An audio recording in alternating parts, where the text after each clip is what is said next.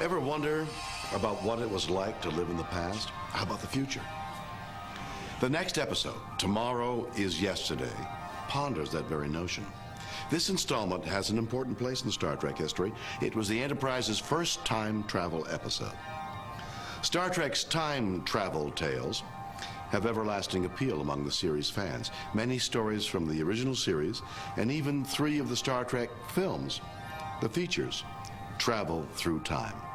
And now, let's go back in time to 1967 as the crew of the Enterprise discovers that tomorrow is yesterday.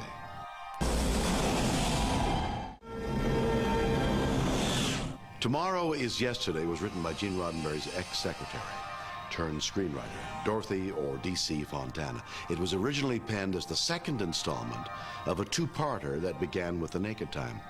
Fontana proved to be one of Star Trek's most prolific writers. Her other series credits include Charlie X, This Side of Paradise, Journey to Babel, Friday's Child, By Any Other Name, The Ultimate Computer, and The Enterprise Incident.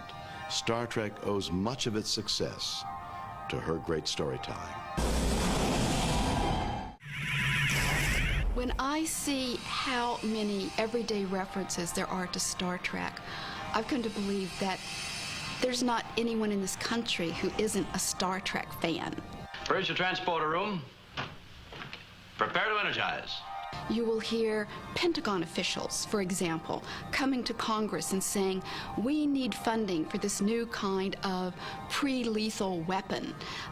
They say we need a weapon that's just like setting your phaser on stun. This type of aircraft might be too fragile to take our tractor beam. Tractor beam on, sir.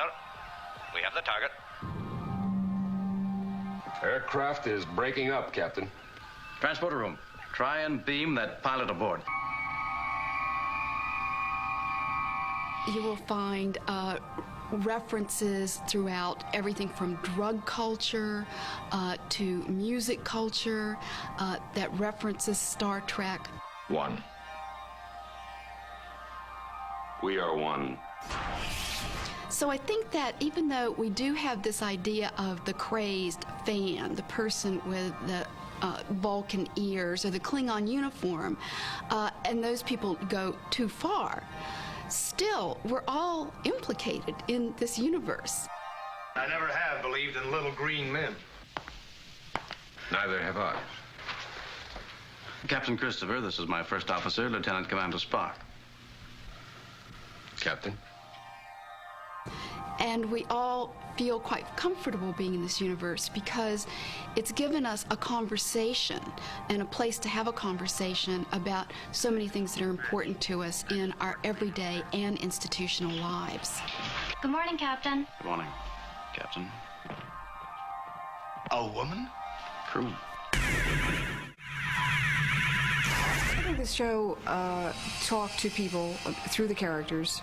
We reached out to the audience through those 3 major actors, DeForest Kelley and Leonard Nimoy and William Shatner, and through the stories we were trying to tell, which are universal kinds of stories. Suppose an unscrupulous man were to gain certain knowledge of man's future, and in so doing, change what must be. And if it is changed, Captain, you and I, and all that we know, might not even exist. They're stories that speak to the heart. They talk about love, they talk about friendship, they talk about loyalty, they talk about patriotism, exploration, curiosity, reaching out. And I think all those things still touch people. Even when you look at a 30-year-old show, it still has something to say. I never thought I'd make it into space. I was in line to be chosen for the space program, but I didn't qualify. Take a good look around, Captain. You made it here ahead of all of them. You have to understand that the space program began its first full steps in the 60s. And in part, we were touching on that because we were saying, hey, we can do this. We can get into space. We can look further than man has gone. We can reach out beyond our own planet and go other places. And I think that sense of forward looking is still with this country, particularly, but I think it's still with Earth, with the human species. I neglected in my initial run-through to correlate the possible contributions by offspring. I find, after running a cross-check on that factor, that your son, Colonel Sean Jeffrey Christopher, headed, or will head, the first successful Earth-Saturn probe, which is a rather significant... Wait a minute, I don't have a son. And, and you look at the interest in what happened on Mir recently, and what's happening with the shuttle, and what's happening with the Hubble telescope. We're seeing farther, we're reaching farther. We're still trying to exceed our grasp. Your reach must always exceed your grasp, and we're still trying to do that as a race. Must have taken quite a lot to build a ship like this. There are only 12 like it in the fleet. I see. Did the Navy... We're a combined service, Captain. Our authority is the United Earth Space Probe Agency. United Earth? It's very difficult to explain. We're from your future. And I think that, again, still speaks to people. We are still reaching out, looking for other signs of life in the universe, other beings, maybe not like ourselves, but someone else out there. We're not alone. And I just really think that that speaks to people in their hearts. Captain, thanks for the look ahead. Our pleasure, Captain. Bridge out. Prepare to energize.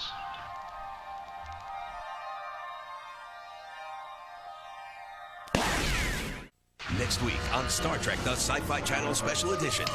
We offered the world order. A man from the past. Khan is my name. And the reason for his wrath. 2 deadly supercomputers. 1 solution. Beloved supply, Mr. Spock. Plus, Spores. Mr. Spock in paradise. I love you. Star Trek, the Sci-Fi Channel Special Edition. All next week at 7:30 and 11:30 p.m. Eastern. The task at hand was to return Captain Christopher to the 1960s without changing history. No small feat. How can one do this and not alter historical events? Thankfully, when issues of the time travel occur, the crew of the Enterprise usually manages to put things right. The slingshot effect, described in this episode, was the basis of our time travel adventures in Star Trek IV, The Voyage Home.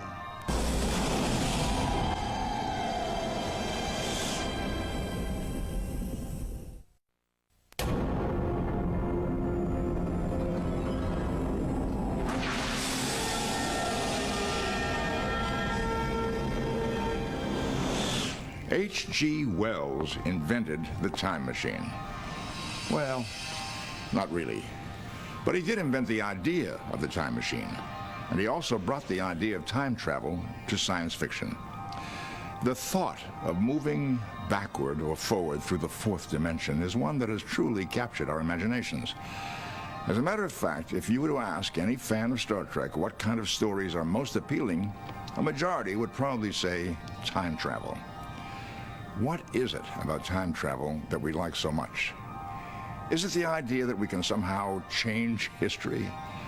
There is an argument that says no matter how much you tried, you would not be able to change the course of history, because simply it didn't happen that way. Of course, the inherent danger in time travel is that you might accidentally change history. And then, well, you might end up in a place where tomorrow is yesterday.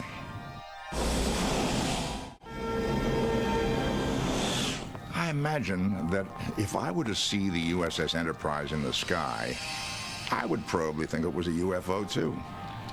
Shortly after World War II, the United States Air Force opened what they called at the time Project Blue Book. Blue Book was intended to research and try to prove or disprove the many hundreds of UFO sightings that were reported each year. It was canceled due to their inability to provide any concrete evidence of extraterrestrial visitation. Maybe the evidence was stolen by crew members from the alien spacecraft.